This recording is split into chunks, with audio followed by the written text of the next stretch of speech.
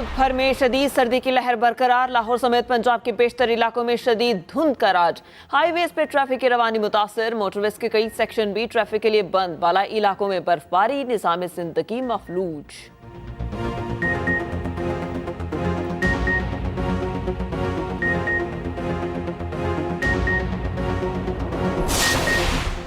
सरमा की तातीलात खात्म। पंजाब में कल से स्कूल्स खुलेंगे। औकात कार में तब्दीली। 22 जनवरी तक स्कूल सुबह 9:30 बजे खुलेंगे। उधर खैबर पख्तूनख्वा में प्राइमरी स्कूल्स मजीद एक हफ्ता बंद रहेंगे।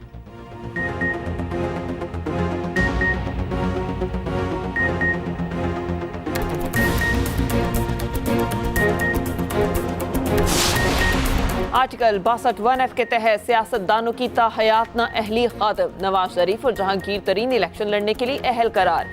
सुप्रीम कोर्ट ने 62(1)(f) के तहत अपना ही फैसला कलअदम करार दे दिया।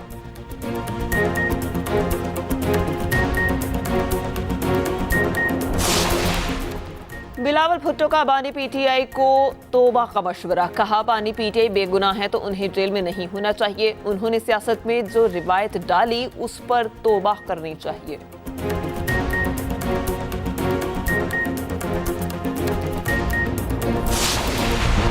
जस्टिस याहया खान अफरीदी ने ताहयात नाअहली के फैसले को दुरुस्त करार दिया। इख्तलाफी नोट में लिखा, किसी भी रुकने असेंबली की नाअहली सुप्रीम कोर्ट का फैसला बरकरार रहने तक रहेगी। सुप्रीम कोर्ट के पास आर्टिकल 184(3) में किसी की नाअहली का इख्तियार नहीं। कहा, एक जज के इंटरव्यू से पूरी अदालत के बारे में यह तासुर नहीं दिया जा सकता कि तब अदलिया आजाद नहीं थी। दूसरे जजेस भी थे जिन्होंने अपने नोट्स लिखे और इख्तलाफ किया। सुप्रीम कोर्ट के तारीखी फैसले से नवाज शरीफ के खिलाफ घिनौनी साजिश दम तोड़ गई। शहबाज शरीफ कहते हैं, अब हम सब मिलकर नवाज शरीफ की इंतखाबी मुहिम चलाएंगे।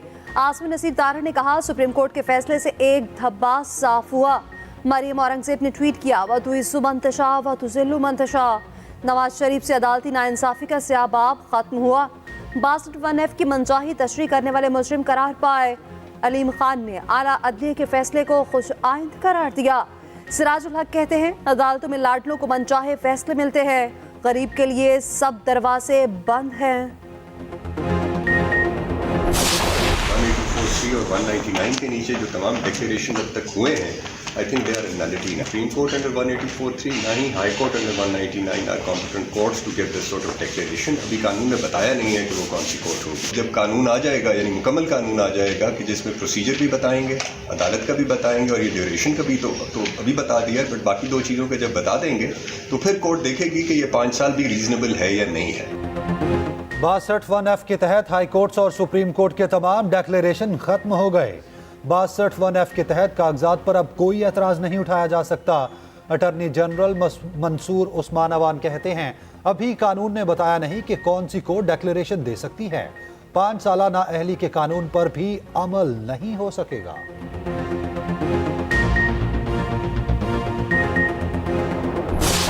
Will not give settle the date of elections, which is the president or the election commission of Pakistan, or both. They can do so, and they did so.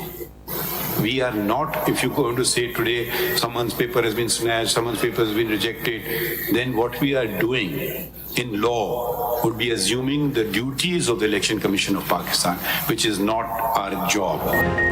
क्या पीटीआई चाहती है 100% उम्मीदवारों के कागजात नामजदगी मंजूर करे। लेवल प्लेइंग फील्ड केस में चीफ जस्टिस काजी फाइजिसा के रिमार्क्स। कहा, हमें बताएं इलेक्शन कमीशन की रिपोर्ट में क्या गलत है। चीफ सेक्रेटरी के तहरीरी जवाब में कोई गलत बयानी है तो बताएं। हमें तहरीरी तौर पर बताएं, जुमलेबाजी न करें, अपने दुखड़े न सुनाएं। अगर मुल्क के किसी इदारे पर एतमाद नहीं है तो बताएं, हम हुक्म दे देते हैं। वकील पीटीआई लतीफ खोसा ने कहा, सारी दुनिया को इल्म है हमारे साथ क्या हो रहा है। जिस पर चीफ जस्टिस ने कहा, हम अदालती कार्रवाई को लाइव दिखाकर दुनिया को खुद दिखा रहे हैं। इंतखाबात कराना इलेक्शन कमीशन का काम है, हमारा नहीं। इलेक्शन कमीशन के दायरे इख्तियार से मुताल्लिक मामलात अदालत क्यों सुने। अदालत ने पीटीआई से तहरीरी जवाब तलब कर लिया। समात आइंदा पीर तक मुलतवी। लतीफ खोसा के शिकवे पर बल्ले से मुताल्लिक केस बुध को मुकर्रर।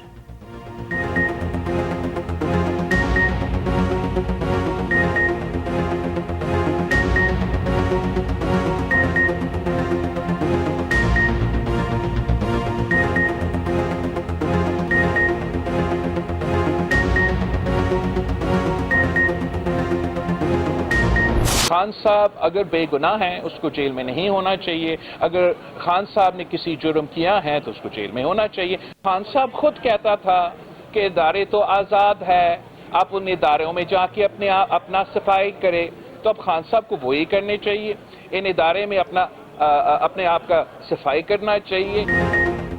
बिलावल भुट्टो का बानी पीटीआई को तौबा का मशवरा, कहा बानी पीटीआई बेगुनाह है तो उन्हें जेल में नहीं होना चाहिए। बानी पीटीआई ने सियासत में जो रवायत डाली उस पर तौबा करनी चाहिए। तमाम स्टेक होल्डर्स को अपनी गलतियां दुरुस्त करना होंगी। हम दुश्मनी नहीं इख्तलाफ रखते हैं। बानी पीटीआई इसे मुकमुका कहते हैं। सुप्रीम कोर्ट के बाहर मीडिया से गुफ्तगू में बोले, इंतखाबात 8 फरवरी को ही होंगे, तैयारी पकड़ लें। 2-4 सेनेटर्स की बात अहम है या चीफ जस्टिस का आईनी और कानूनी फैसला? जुल्फिकार अली भुट्टो रेफरेंस से एक मौका है कि तारीख को दुरुस्त करें।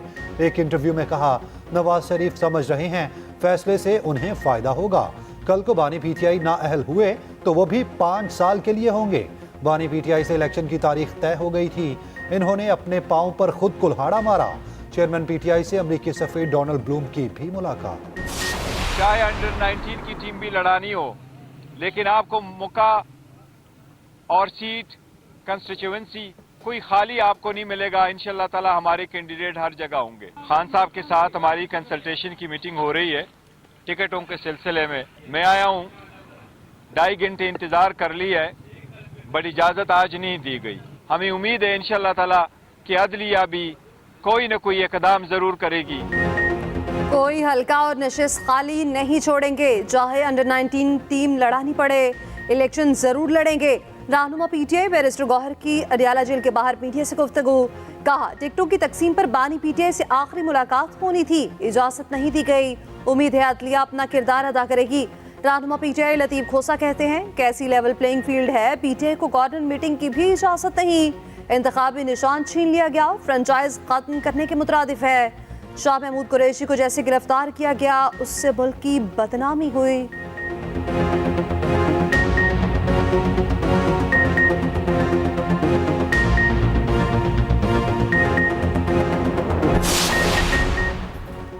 Special secretary election commission doctor Syed Asif Hussain को सेक्रेटरी इलेक्शन कमीशन का इजाफी चार्ज दे दिया गया।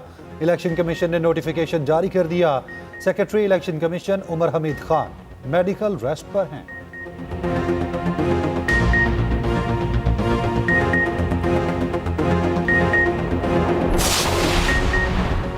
किस हल्के से कौन अहल कौन ना अहल, सवातें जारी। NA 130 लाहौर से नवाज शरीफ के कासात के खिलाफ अपील पर फैसला महफूज। शहबाज शरीफ को कराची से इलेक्शन लड़ने की इजाजत मिल गई।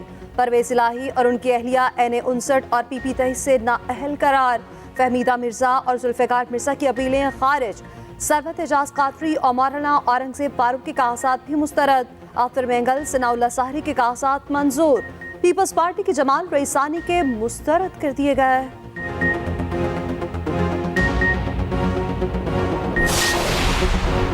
नून लीग और IPP में सीट एडजस्टमेंट। नून लीग की IPP के मुतालबे के मुताबिक नशिस्तें देने से माजरत। 7 से 9 कौमी, 11 से 14 सूबाई हल्कों में एडजस्टमेंट का इम्कान। फिरदौस आशिकवान, हुमायूं अख्तर, फारूक हबीब, नूरेश शकूर को एडजस्ट नहीं किया जाएगा। NA 149 से जहांगीर तरीन, 117 से अलीम खान, 128 से ओन चौधरी की हिमायत की जाएगी। नुमान लंगड़ियाल, इंजीनियर गुल असगर, आमिर कियानी, गुलाम सरवर खान की भी हिमायत की जाएगी। हतमी मंजूरी नवाज शरीफ देंगे। उधर नून लीग और MKM में सीट एडजस्टमेंट पर मुज़ाकरात। MKM के अमीनुल हक कहते हैं कुछ सीटों पर इत्तफाक हो गया, कुछ पर बात जारी है। राना मशहूद बोले, सिफारिशात फाइनल कर ली, मुल्क की तरक्की के लिए सबको।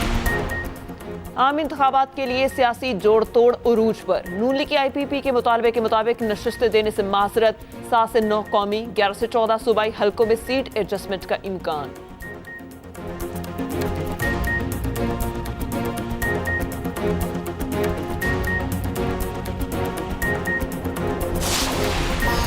और बैरिस्टर गौहर कहते हैं कोई हल्का नशिस्त खाली नहीं छोड़ेंगे, चाहे अंडर 19 टीम लड़ानी पड़ी। इलेक्शन जरूर लड़ेंगे। टिकटों की तकसीम पर बानी पीटीआई से आखिरी मुलाकात होनी थी, इजाजत नहीं दी गई।